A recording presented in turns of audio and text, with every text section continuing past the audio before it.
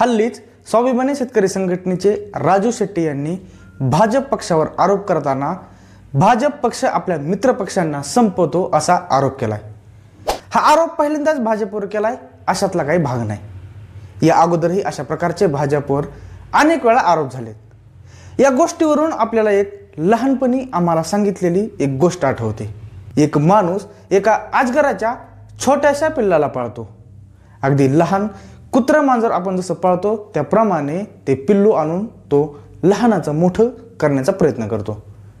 दररोज त्या पिल्लाला खाऊ पिऊ घालायला चालू करतो आणि सोबतच आपल्या झोपण्याच्या ठिकाणीही त्याला अंथरुणात घेऊन झोपत असतो। हळूहळू ते पिल्लू मोठं होत जातं। 1-2 वर्षानंतर ते पिल्लू थोडं मोठं झाल्यानंतर आपलं अंग फुगवायला चालू करतं आणि अशा वेळेसच त्या पिल्लाच्या मालकाला हे पिल्लू असं का करते हा प्रश्न पडतो। तो त्या पिल्लाला जवळ घेतो, ओंजारून गोंजरायला चालू करतो। यानंतर ते पिल्लू आपल्या नॉर्मल पोझिशनमध्ये येतं।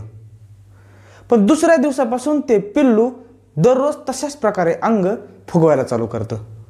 पण एक दिवस ते पिल्लू अन्न खायला पिणं सोडून देतं। त्यामुळे तो मालक चिंतेत पडतो। आपल्या जवळच्या डॉक्टरांकडे तो त्या पिल्लाला घेऊन जातो। पशुवैद्यकीय असलेल्या त्या डॉक्टरांना त्या पिल्लाची सगळ्या प्रकारची तपासणी करतात। नंतर त्या डॉक्टरच्या असं लक्षात येतं की या पिल्लाला काहीच झालेलं नाही। एकांतात त्या माणसाला काही प्रश्न ते डॉक्टरकडून विचारले जातात। आपण या पिल्लाला घेऊन अंथरुणात झोपतात का? तर तो माणूस म्हणतो हा। तर हे पिल्लू आपलं अंग फुगवतंय का? तर तो माणूस उद्गारतो हा। यानंतर त्या डॉक्टरची एक गोष्ट लक्षात येते, ते पिल्लू हे त्या माणसाला खाण्याची तयारी करते असं ते डॉक्टरांचं त्या बाबतीत म्हणणं तयार होतं। ती गोष्ट त्या मालकाला सांगतात।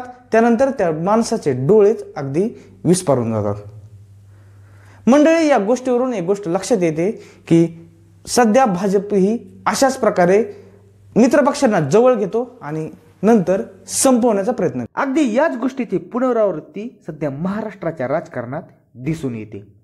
स्वर्गीय श्री बाळासाहेब ठाकरे आणि स्वर्गीय गोपीनाथ मुंडे आणि महाजन यांच्या प्रयत्नातून जी काही भाजप सेना युती झाली होती, त्या युतीमध्ये सुरुवातीला शिवसेना हा राज्यात सगळ्यात मोठा पक्ष तर भाजप हा लहान पक्ष म्हणून राजकारणात वावरत होता।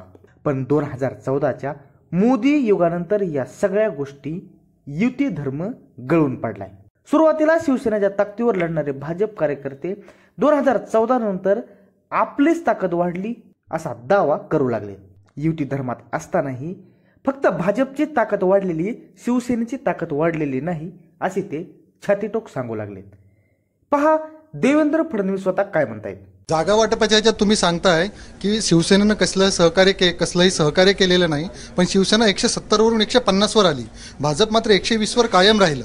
आणि भाजप सातत्यानं मुद्दा सांगत राहिले की 59 जागा ज्या आहेत त्याच्यावर शिवसेना कधीच जिंकून आली नाही। पण तेव्हा मागच्या 5 निवडणुकांमध्ये शिवसेना एकत्र कधीच लढलेली नाही। शिवसेना भाजप युती लढत होती।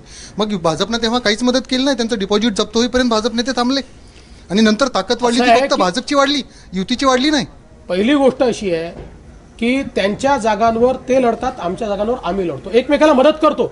पण शेवटी ज्या पक्षाचा उमेदवार असेल त्या पक्षाला लढावं लागेल ना।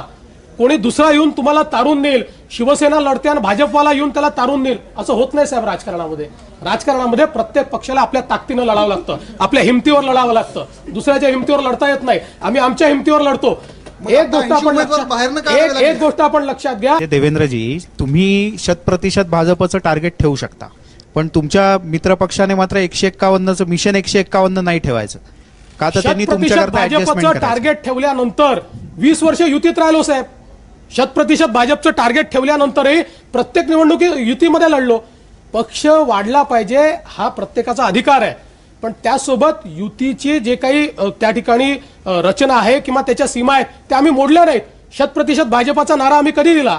आपण विचार करा, 15 वर्षापूर्वी दिला आम्ही तो नारा, पण तरी देखील 15 वर्षामध्ये आम्ही कधीही युती मोडली नाही, युतीमध्येच लढलो आणि युतीच्या सगळ्या मर्यादा या भाजपनं पाडल्या। नाही, मगाशी विलासनं जो प्रश्न एक विचारला होता तो थोडा अर्धा राहिला की भाजपवर हा जो आरोप आहे की भाजप वाळवीसारखा आहे की तो मित्रांच्या मदतीनं किंवा जोपर्यंत गरज असती तोपर्यंत मित्रांची मदत घेतं आणि नंतर कोणत्या तरी क्षणी त्यांना पायाशी घालतं.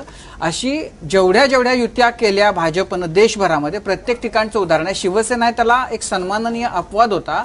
आता तिथंही तेच घडून भाजपनं आपल्या या इमेजवर शिक्कामोर्तब केला असा आरोप जर कोणी करत असेल तुमच्याकडे काय उत्तर आहे त्याला? उलट देशातली भाजपची अवस्था जर आपण बघितली तर प्रत्येक वेळी पडती बाजू घेऊन युती सांभाळणारा पक्ष कुठला तर भाजप.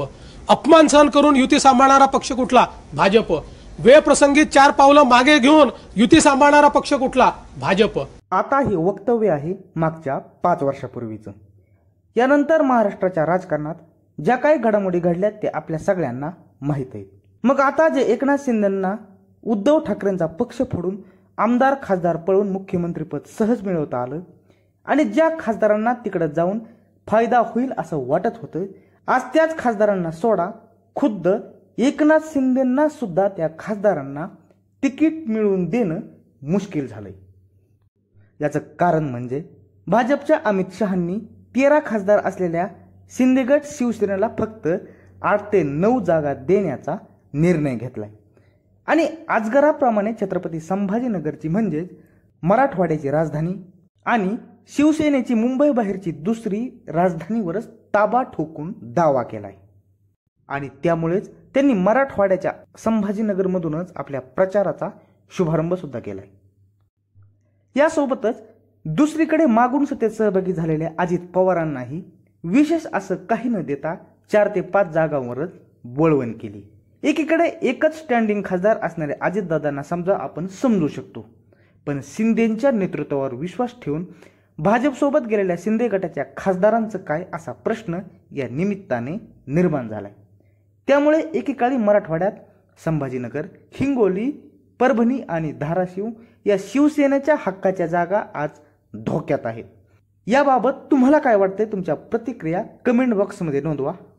आणि खरंच भाजपने आज शिंदेंच्या शिवसेनेलाही अजगराप्रमाणे गिळंकृत केलंय का? तुमच्या प्रतिक्रिया कमेंट बॉक्समध्ये नक्की नोंदवा. व्हिडिओ आवडला असेल तर व्हिडिओला लाईक करा, शेअर करा आणि सोबतच चॅनलला सबस्क्राईब करायला मात्र विसरू नका.